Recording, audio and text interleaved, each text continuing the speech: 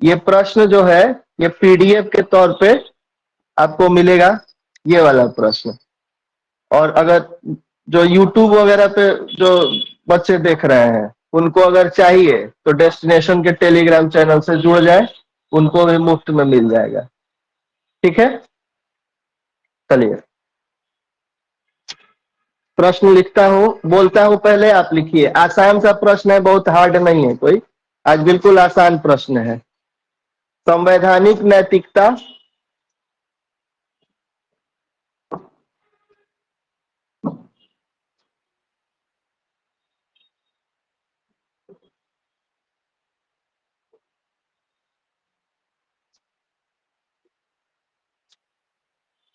संवैधानिक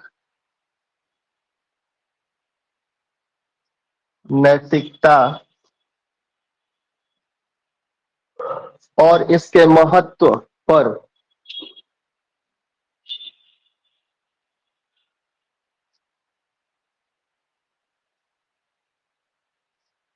और इसके महत्व पर चर्चा कीजिए।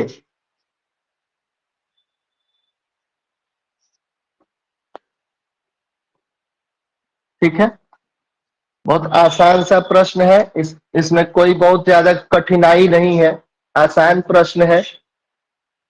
अगर आप प्रश्न देखेंगे तो ये प्रश्न दो खंड में है, संवैधानिक नैतिकता, और ये अगर हम छोड़ दें इतना तो पर चर्चा कीजिए। अगर इसको हम ढक दें तो पर चर्चा कीजिए, यानी पहले हमें किस चीज पर चर्चा करनी है, संवैधानिक नैतिकता पर और इसके महत्व पर, यानी एक बार संवैधानिक नैतिकता पे चर्चा करनी है और एक बार इसके महत्व पर चर्चा करनी है। तो अब इसको हम पैराग्राफ वाइज पहले सजाते हैं कि लिखना कैसे है। तो पैराग्राफ वाइज चलिए समझते हैं। तो इसमें जो प्रथम पैराग्राफ होगा, जो फर्स्ट पैराग्राफ होगा वही संवैधानिक नैतिकता क्या है इसको लिखना है।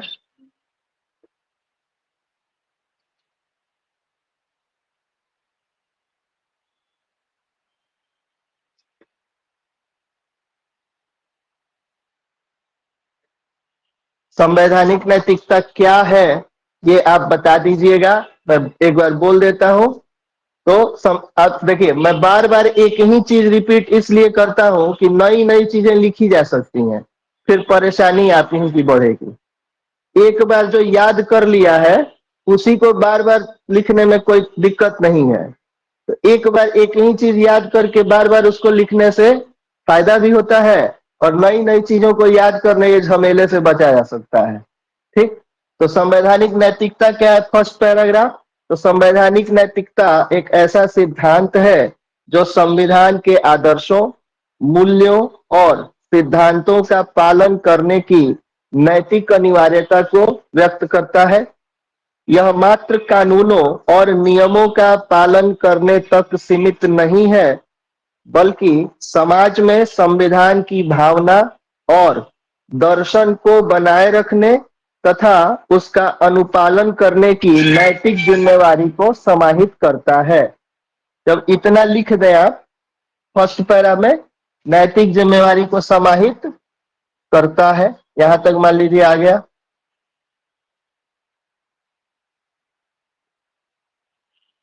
समाहित करता है। अब सेकेंड पैराग्राफ पे आए, ध्यान दीजिएगा कि आपको प्रश्न का उत्तर 400 शब्द में देना है और प्रश्न है छोटा। ठीक, तो अब प्रश्न छोटा है लेकिन आपको ज्यादा बड़ा लिखना है। तो आप इसके लिए स्वतंत्र हैं कि अब संवैधानिक नैतिकता को आप ठीक ठाक थोड़ा सा बड़ा कर सकते हैं, है ना, स्पेस है कि आप लिख सकते हैं। और पहले मैंने जो पैराग्राफ चेंज कराया था तो उसमें लिखवाया था नीचे से कि ये जिम्मेवारी इस तरीके से करके कुछ लिखवाया था ना, ये जिम्मेवारी जो है संवैधानिक मूल्यों के तहत इस चीज, यहाँ अब वो पैराग्राफ मत जोड़िएगा। प्रश्न के हिसाब से देखिए, मेंस का जो राइटर होता है उसको गिरगिट होना चाहिए, बुरा मत मानिएगा। गिरगिट माने समय परिस्थिति के साथ रंग बदलने आना चाहिए। और यहाँ आप ये लिख ऊपर का ठीक रहे हैं, लेकिन अब यहाँ पे पैराग्राफ जब चेंज कीजिएगा तो रंग बदलना है। अब रंग कैसे बदलेगा? क्योंकि आपको इसको ठीक ठाक मात्रा में बताना है, तो इसलिए पहला पैराग्राफ तो हमने ठीक है लिख दिया। दूसरे पैराग्राफ में आप जो ही आएंगे और पैराग्राफ चेंज करेंगे। चलिए पैराग्राफ 2। तो दूसरे पैराग्राफ में आप ये लिख सकते हैं कि भी चर्चा करनी है, तो हम इसमें बता सकते हैं कि भाई संवैधानिक नैतिकता जो शब्द है, ये सर्वप्रथम किसने गढ़ा था? जॉर्ज ग्रोटे ने गढ़ा था। भारत में कौन लेके आया? तो ये सब चर्चा यहाँ पे कर दीजिएगा। जब चर्चा ही करनी है तो थोड़ा ठीक से कर देंगे। तो सेकेंड पैराग्राफ चलिए लिख लीजिए, बोल ही देता हूं, लिखिए। सेकेंड पैराग्राफ जो है यहां से शुरू करेंगे हाफ से, और इसको लिखेंगे। क्या लिखेंगे वो लिखिए। देखिए संवैधानिक नैतिकता शब्द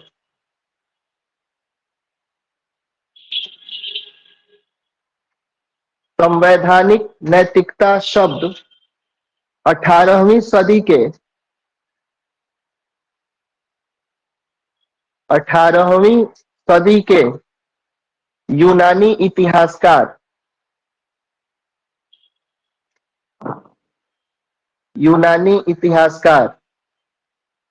जॉर्ज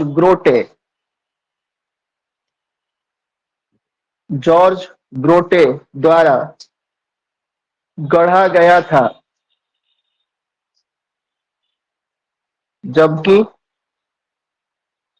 जबकि भारत में इस शब्द के प्रथम प्रयोग का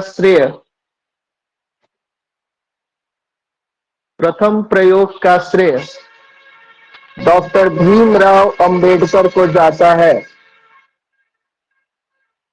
डॉक्टर भीमराव अंबेडकर को जाता है।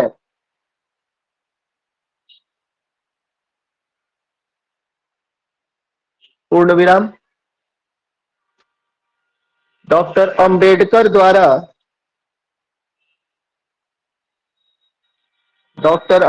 द्वारा इस शब्द के प्रयोग के पीछे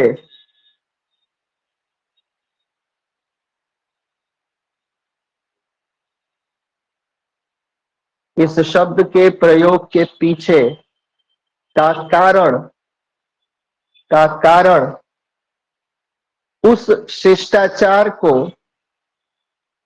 उस शिष्टाचार को बनाए रखना था।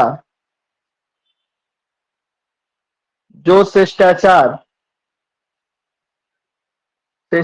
Means etiquettes. जो शिष्टाचार संवैधानिक मूल्यों के माध्यम से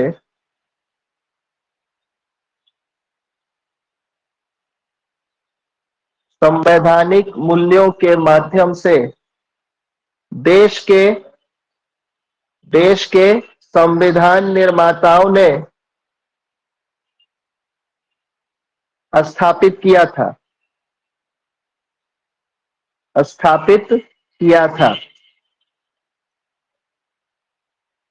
संवैधानिक मूल्यों के माध्यम से देश के संविधान निर्माताओं ने स्थापित किया था।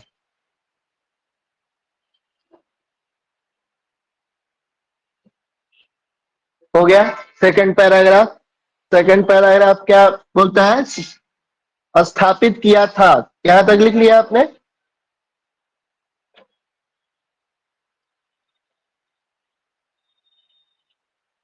ये मान लीजिए यहाँ पैराग्राफ खत्म हुआ, तो पैराग्राफ अब जब खत्म हो गया तो अब जो अगला पैराग्राफ होगा, अब 2 पैराग्राफ में मैं अपने ठीक ठाक तरीके से, मेरे ख्याल से 100 शब्द तो हो ही गए होंगे, तो 100 शब्द में ये चीज हो गई। अब आइए तीसरे पैराग्राफ में बहुत छोटा सा दो लाइन का लगभग पैराग्राफ लिखना है। ठीक है, जो अगला पैराग्राफ होगा पैराग्राफ 3। अभी आप इसी की चर्चा कर रहे हैं, संवैधानिक नैतिकता की। अभी इसी में है आप। तो अब पैराग्राफ 3 जो है, फिर यहां से शुरू कीजिए। और पैराग्राफ 3 में क्या लिखना है? तो ऊपर के पैराग्राफ से नीचे को जोड़ना है, और जोड़ के संविधान में जो संवैधानिक नैतिकता के तत्व हैं उनको इन शॉर्ट आपको बताना होगा, तब जाके ये चर्चा पूरी होगी। सारी बात समझ में? तो अब यहां से पैराग्राफ चेंज कीजिए और क्या लिखिएगा, लिख लीजिए। लिखिए, वे संवैधानिक मूल्य, वे संवैधानिक मूल्य संविधान में निहित, संविधान में निहित नैतिकता के, नैतिकता के तत्वों, तत्वों या स्तंभों, या स्तंभों के माध्यम से समझे जा सकते हैं, समझे जा सकते हैं, कौमा, जो इस प्रकार है, जो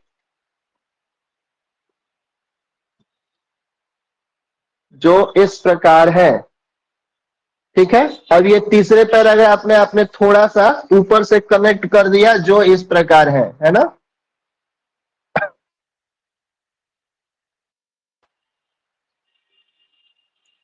जो इस प्रकार है, इतना लिखने के बाद वही वाला हम लोग का पुराना जो तरीका है, एक छोटा सा चित्र बनाने वाला।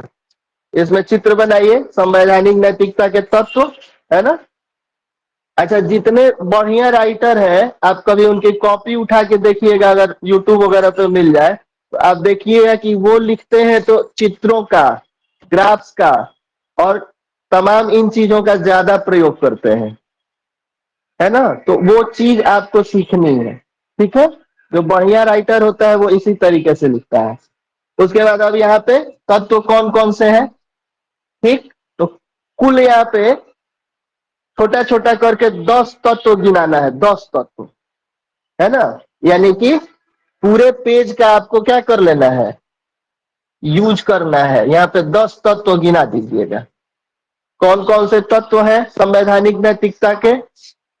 कानून का शासन है, समानता का अधिकार है ना, व्यक्तिगत स्वतंत्रता है, अभिव्यक्ति की स्वतंत्रता है, सामाजिक न्याय है, लोकतांत्रिक सिद्धांत है, शक्तियों का पृथक्करण है, कानून की उचित प्रक्रिया है, मौलिक अधिकार है और निदेशक तत्व है। इन सबको इसी में खूब बढ़िया सा चित्र बना के देखिए, यहाँ पे ये बना हुआ है, इस तरीके से बनाइए।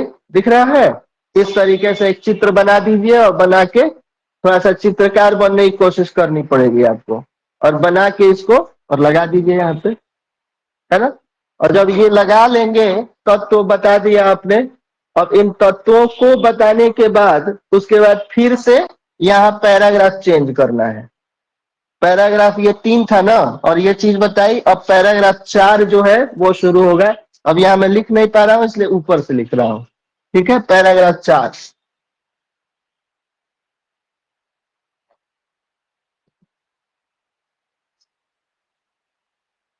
अब ये चर्चा जो है, अभी जो आप चर्चा कर रहे थे संवैधानिक नैतिकता की, ये वो चित्र बनाने के साथ पूरी होती है।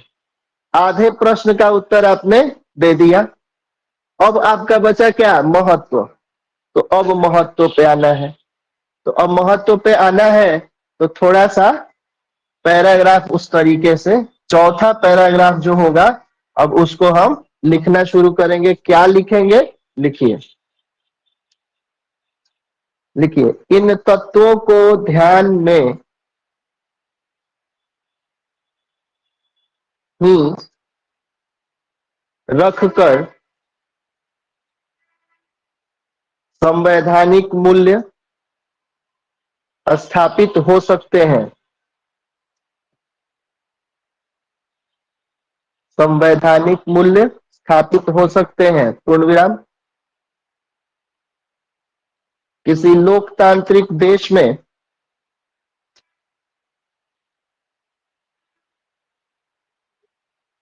किसी लोकतांत्रिक देश में जहां देश जहां देश संविधान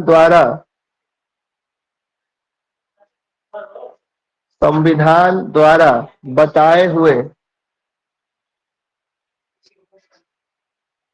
छूट रहा है। किसी लोकतांत्रिक देश में जहां देश संविधान द्वारा बताए हुए मार्ग पर चलता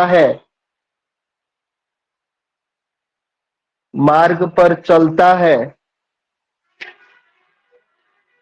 वहां वहां संवैधानिक नैतिकता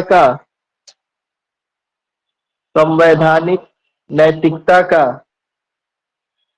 महत्व भी बढ़ जाता है।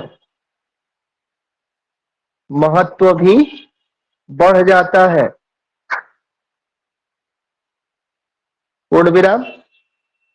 इस महत्व को जानना भी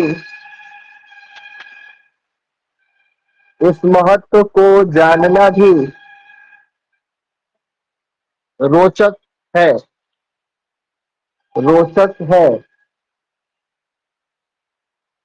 कौमा जो इस प्रकार है। अब यहाँ पे डैश कीजिए। अब हम लोग किस पे आने वाले हैं? महत्व पे। महत्व से पहले पानी जो ज्यादा जरूरी है, तो पानी पिए। हैं?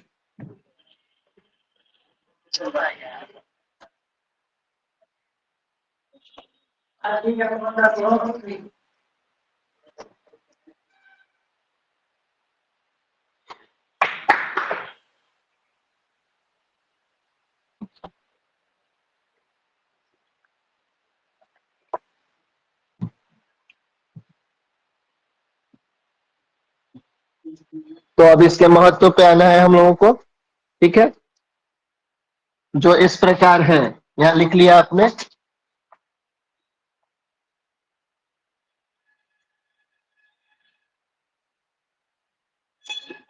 जो इस प्रकार है, उसके बाद पहला महत्व इसका है लोकतांत्रिक मूल्यों की रक्षा। ठीक, आपको और भी बहुत सारे कुछ लिखवाया है मैंने, अभी मैं जो लिखवा रहा हूं उसको भी देख लीजिए। पहला इसका महत्व है लोकतांत्रिक मूल्यों की रक्षा। अब ये रक्षा, इसके बारे में थोड़ा सा हम लोग लिख लेंगे, और लिख के मैं सिर्फ बोल दे रहा हूं, आप लिख लीजिएगा अपने से। इसमें कोई बहुत रॉकेट साइंस है कि नहीं लिख पाइएगा। और वो लिख के थोड़ा सा एक लाइन का एक उदाहरण दे दीजिएगा। ठीक, क्या है? लोकतांत्रिक मूल्यों की रक्षा के लिए निर्वाचन आयोग की व्यवस्था है हमारे यहाँ, व्यस्त मताधिकार है, यही ना है। तो इसमें डैश करके लिखना है कि संवैधानिक नैतिकता समाज में लोकतांत्रिक मूल्यों को संरक्षित करने का एक साधन है। पूर्ण विराम। यह सुनिश्चित करती है कि नागरिकों के मौलिक अधिकारों और स्वतंत्रताओं का सम्मान किया जाए। उदाहरण लिख के और लिखिएगा, निर्वाचन आयोग द्वारा चुनाव सुधारों की पहल। बस हो गया, इतना ही लिखना है। पहला हो गया। दूसरा पॉइंट, समानता और समावेशिता का विकास, दूसरा महत्व।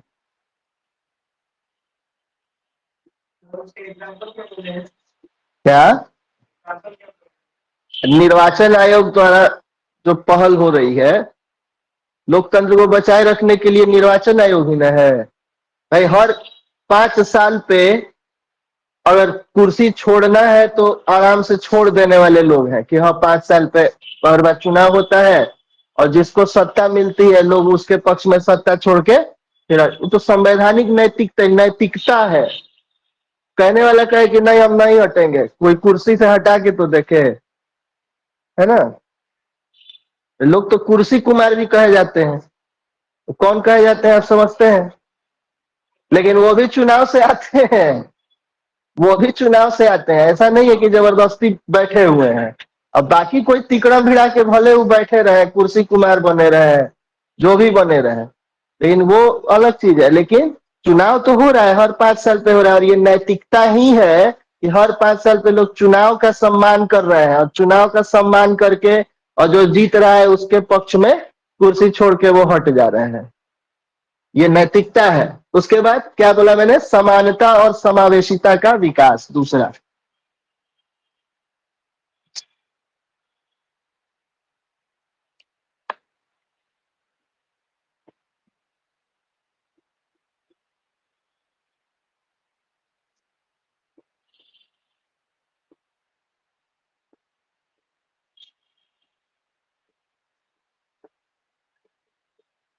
फिर ये लिख के और डैश करके, और समानता कैसे आएगी देश में?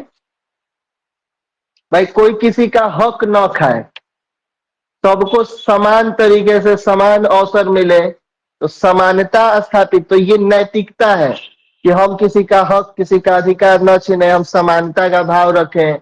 ये विचार हमारे में हो कि हम एक जगह पे संपत्ति को इकट्ठा न करें। यही सब ना समानता का भाव है। और इस समानता के भाव के लिए पहला संवैधानिक संशोधन हुआ था। ये सबसे बड़ा उदाहरण है इसका कि समानता आ जाए। जमींदारी उन्मूलन हुआ था ना, जमींदारी उन्मूलन भी हुआ था। उसके अलावा आरक्षण की व्यवस्था भी की गई थी। तो ये सब समानता लाने के लिए ही किया गया था। ये इसके उदाहरण होंगे। क्या लिखेंगे सुन लीजिए। तो संवैधानिक नैतिकता समाज के प्रत्येक वर्ग के प्रति समानता और समावेशिता को प्रोत्साहित करती है। यह जात, धर्म, लिंग, भाषा आदि के आधार पर भेदभाव को समाप्त करने में सहायता करती है। पहला संशोधन हुआ था। उसके बाद 44वां, 73वां जो महत्वपूर्ण संशोधन है उनको सिर्फ लिख दीजिए, ये संशोधन इसीलिए किए गए। तीसरी चीज जो इसमें अगला, तो कानून और नैतिकता का सामंजस्य, तीसरा महत्व।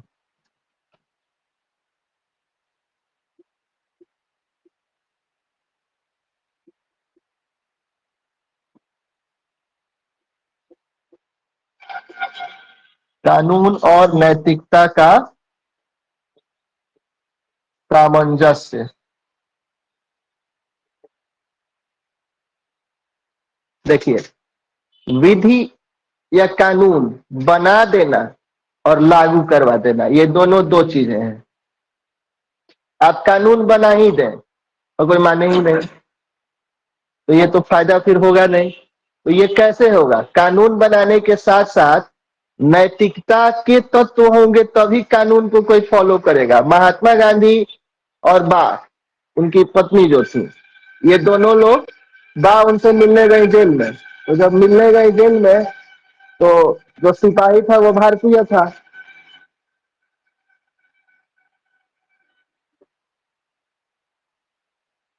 ये पीछे से बैकग्राउंड म्यूजिक मिलती है तो इसलिए। चलिए, तो जो सिपाही था वो भारतीय था। तो ये चलन था कि किसी भी कैदी से अगर कोई बात करने आ रहा है, उसके घर का या कोई बाहरी सदस्य, तो एक वहां पे ऑफिसर रहेगा जेल का। तो भाई भारतीय था, गांधी जी का जो एक औरा था, तो औरा था, तो उसने सोचा कि चलिए बा आई है तो हम हट जा रहे हैं, भाई पति पत्नी अपना बात कर ले। तो वो चले गए। आधे घंटे बाद आके देखते हैं तो बा भी खड़ी है, गांधी भी खड़े हैं, कोई किसी से बोल नहीं रहा है। तो उसने पूछा, बापू आप बात क्यों नहीं कर रहे हैं? तो बोलते हैं कि कैसे हम बात करें, यहाँ का नियम है कि इस तरीके से कि बात नहीं करना है, कोई रहे, आप रहेंगे तभी हम लोग बात करेंगे। ये नैतिकता है। कानून क्यों नहीं बोलेंगे आप इसको? यही नैतिकता है क्या? नहीं नहीं, तो वो हट गए, अब चले गए क्यों? तो ये नैतिकता है कि अब कानून बना लीजिएगा और फिर उसको, अब गांधी जी ही कहते थे कि राज्य नहीं होगा तो राज्य नहीं होना चाहिए, लोग खुद ही कानून मानेंगे। कैसे? तो उन्होंने कहा कि हम बना दें कानून की, हाँ आपको सड़क क्रॉस नहीं करनी है, और रेड लाइट अगर जल जाए तो फिर आप खड़े हो जाइए, तो लोग खुद ही मानेंगे, उनकी नैतिकता का विकास होगा। यहाँ तो ढाला गिरा रह रहा है तो लोग नीचे से गाड़ी निकालने में हिचक नहीं रहे हैं। वो वाली नैतिकता तो फिर ठीक ही है। ढाला अगर गिर जाए रेलवे का, तो फिर लोग नीचे से घुस के और जाना ठीक समझते हैं, लेकिन वो गिरा हुआ है उसका कुछ, उनको कुछ नैतिकता नहीं। आपका हाँ वही, ट्रैफिक वाले अगर आ जा रहे हैं आजकल, आजकल तो सिवान में ट्रैफिक वाले कुछ ज्यादा ही सक्रिय है, और जब आ रहे हैं तो चालान कट रहा है, पकड़ा जा रहे हैं लोग। तो कानून हो और नैतिकता के साथ हो, ये तो इसके लिए आप उदाहरण दे सकते हैं बाल श्रम कानून, मातृत्व संरक्षण अधिनियम वगैरह वगैरह। इसमें क्या लिखेंगे, तो संवैधानिक नैतिकता केवल कानून के पालन पर जोर नहीं देती, बल्कि कानून के पीछे की नैतिक भावना और उद्देश्यों को समझने पर भी बल देती है। यहाँ डैश करके लिखेंगे, और उदाहरण में यही अभी जो मैंने बोला, बाल श्रम कानून, मातृत्व संरक्षण अधिनियम वगैरह। उसके बाद चौथा पॉइंट जो हमारा होगा, राजनीतिक जवाबदेही और पारदर्शिता। चौथा पॉइंट,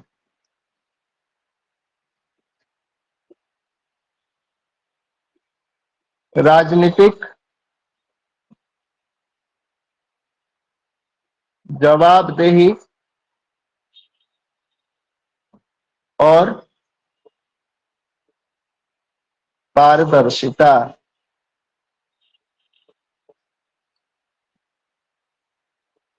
है ना।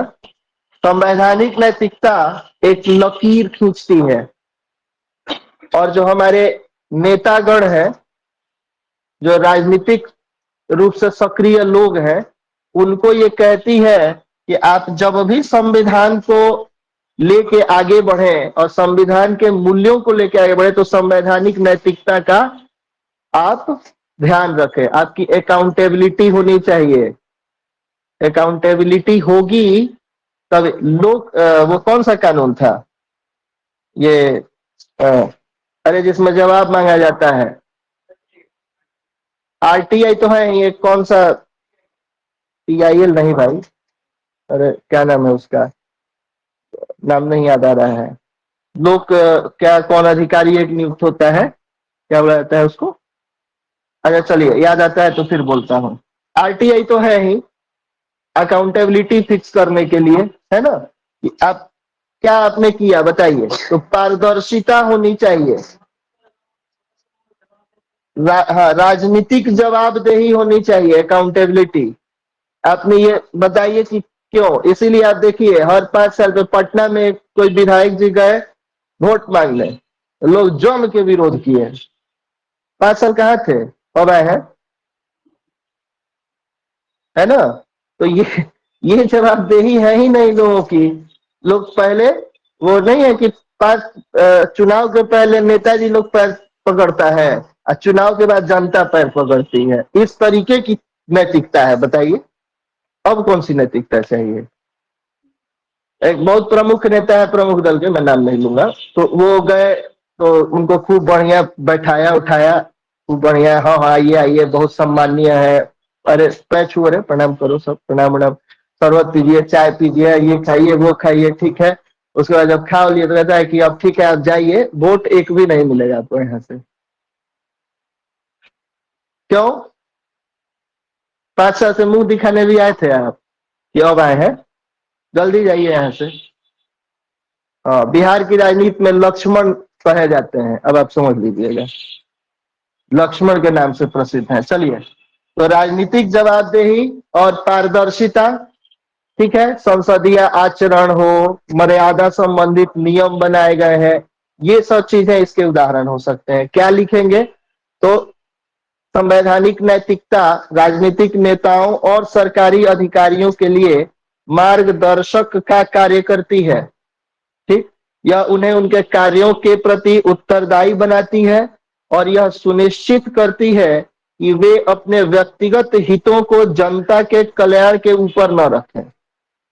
पहले जनता और तब आपके अपने हित हो, तो हो, वो अपने हित आप छोड़ दीजिए, पहले जनता। तो यहाँ तो पहले अपने एक मुखिया जी चुनाव जीत जाते हैं तो भाई गाड़ी पे एकदम लाल बैकग्राउंड पे एकदम गोल्डन कलर में लिखा है मुखिया, कल रात में ही हम देखे हैं, तब से हम तिल मिलाए हुए हैं। कांग्रेस अब तो डिस्ट्रिक्ट मजिस्ट्रेट से भी ज्यादा पावर है, मुखिया 5 साल में ही वो अपने को इतना उड़ रहा है, मुखिया है भाई। पता नहीं ये लिखवाने का जो प्रचलन है कुछ ज्यादा ही आजकल हो रहा है, सरपंच। हाँ, तो उस तरीके से तो यहाँ अपने हित ज्यादा साधे जा रहे हैं, बाकियों के हित गए, उससे कोई मतलब नहीं। पांचवा, पांच ही लिख दीजिएगा तो काम चल जाएगा। सामाजिक सुधार और परिवर्तन।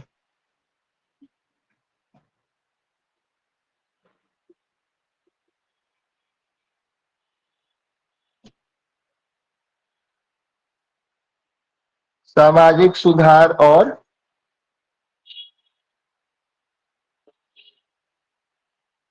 परिवर्तन, ये लिख के और डैश करना है। सामाजिक सुधार जो है, आप जानते हैं, संवैधानिक नैतिकता को स्थापित करने के लिए सर्वोच्च न्यायालय के केसेज आप पढ़ चुके हैं, सबरीमाला मंदिर केस, ताज फाउंडेशन वगैरह, ये सब उसको यहाँ बताना बहुत नहीं है, उस विषय में लिखना ही नहीं है, मैं सिर्फ आपको समझाने के लिए कह रहा हूं।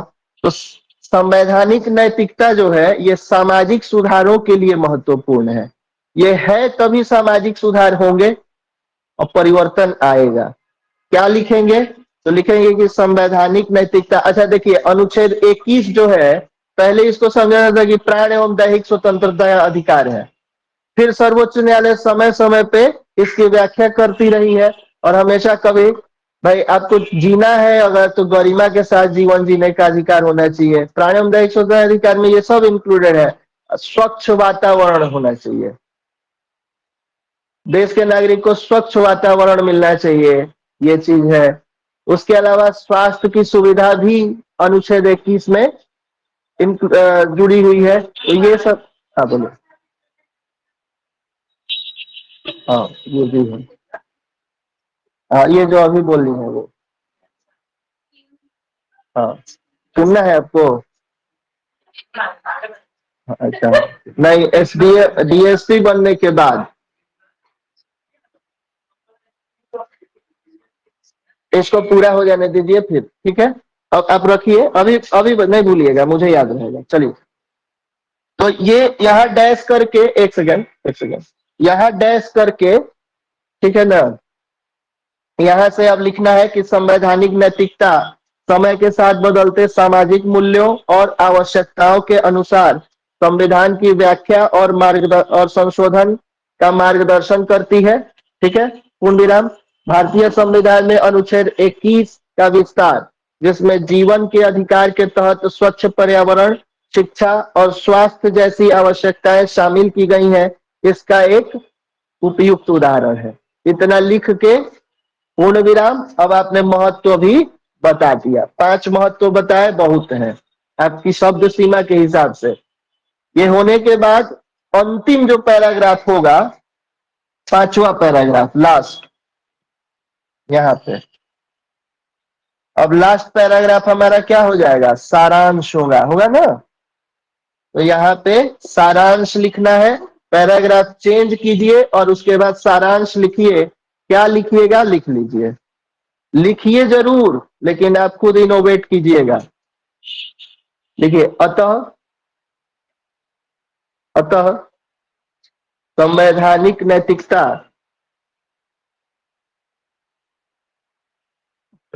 एक प्रकार से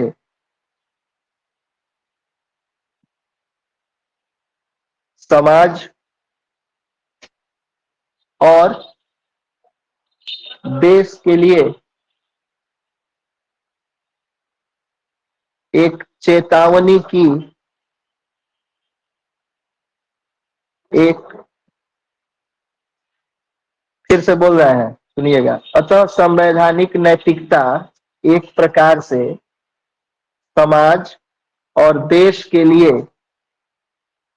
एक चेतावनी की लकीर जैसा है।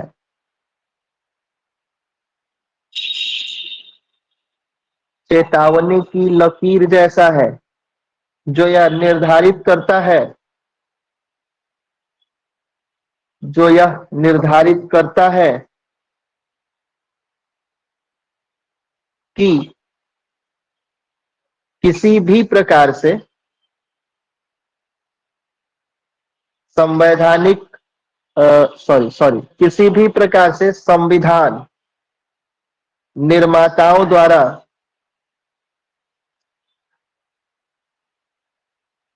संविधान में स्थापित किए गए, संविधान निर्माताओं द्वारा संविधान में स्थापित किए गए महान संवैधानिक मूल्यों का, महान संवैधानिक मूल्यों का अतिक्रमण, अतिक्रमण न होने पाए, न होने पाए और इसी कारण, और इसी कारण इसका महत्व